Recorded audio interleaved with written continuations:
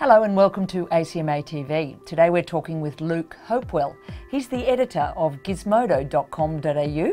Luke, welcome. Thanks for coming. ACMA research shows that 12 million Australians have smartphones, and with smartphones, of course, comes access to apps. How popular are apps? Look, apps are about as popular as smartphones these days. Like you said, ACMA research shows that there's 12 million smartphones around, which means that there are hundreds and hundreds more apps floating around on each and every one of those smartphones.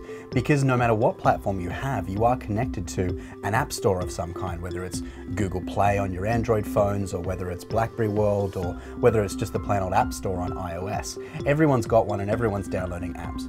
What would be your advice to people about how to download an app if they're perhaps a newbie to the situation? Downloading an app really is as simple as just clicking one button. Now, that's really great for one aspect because it's super easy to do, and it's kind of dangerous on the other aspect because you've got to be sort of au fait with the in-app purchases and the cost of apps. For example, if you download an app that's just a one-off purchase, that's fine, it'll get charged to your billing history. But if it's an in-app purchase, it might be a recurring charge, which you need to watch out for. So what would be your tips for how to watch out for those sorts of things? There's a couple of tips that I'd share for in-app purchases. You need to really look out for the fine print, which sounds weird on all these big phones that we're getting to look out for tiny text, but it's a little thing in there in the line item that says offers in-app purchases or offers purchases that you can do later. You can actually go into a menu and have a look at the in-app purchases that it offers you. And you can also lock those down on your platform. So for example, no matter what you're on, whether it's Android, iOS or Windows, you can actually lock down in-app purchases so someone can't grab your tablet and quickly spam it and charge you $100 without you realizing it. If you stay across that fine print and those settings to protect yourself, you really should stop yourself from being tripped up in future. Okay, so backing up a little bit, what if you didn't know what an in-app purchase was? Sure, so an in-app purchase is basically something that you pay later for.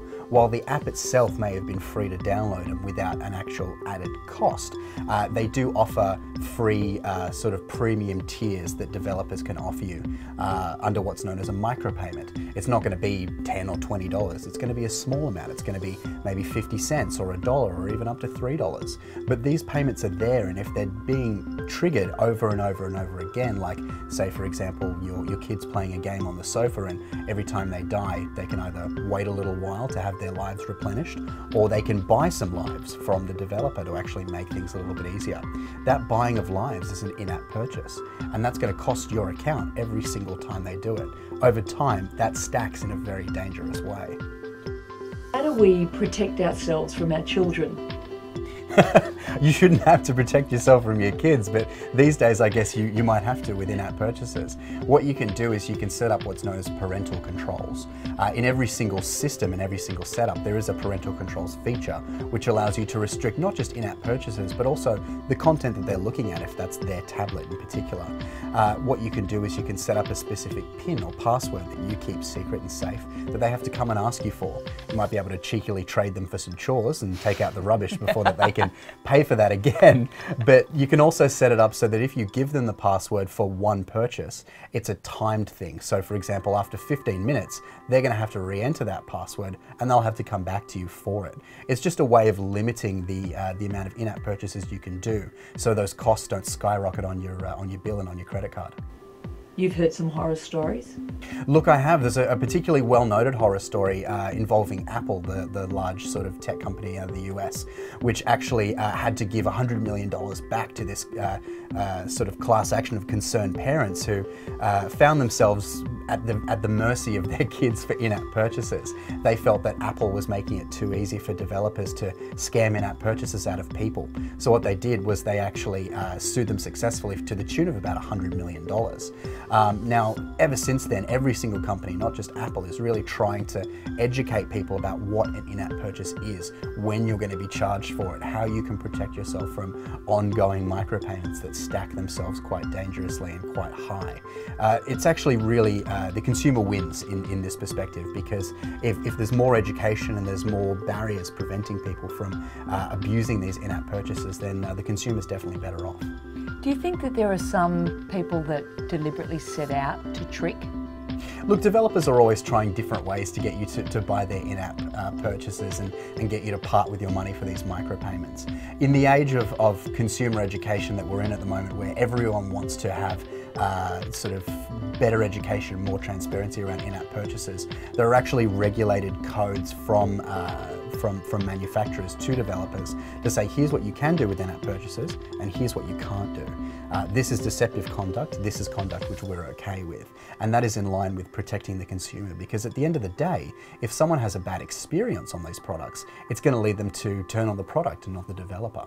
So it's in Apple, Google, Microsoft's best interest to actually make sure that these are very, very easy to avoid. What do you find enjoyable about apps? I'm a very digital guy. I like carrying everything around in my pocket and on my tablet. For example, I've got my magazines on my tablet now rather than have physical subscriptions that come to me. When we're talking about in-app purchases, that's an ongoing subscription where every single month a new issue or episode gets delivered to me. It's about $7 or $8 that goes onto my credit card. And that's about knowing how that works, and it's very transparent on your bills. You get receipts very quickly. There's also a lot of really great games, and obviously I'm not great at games, so I do need a couple of lives myself.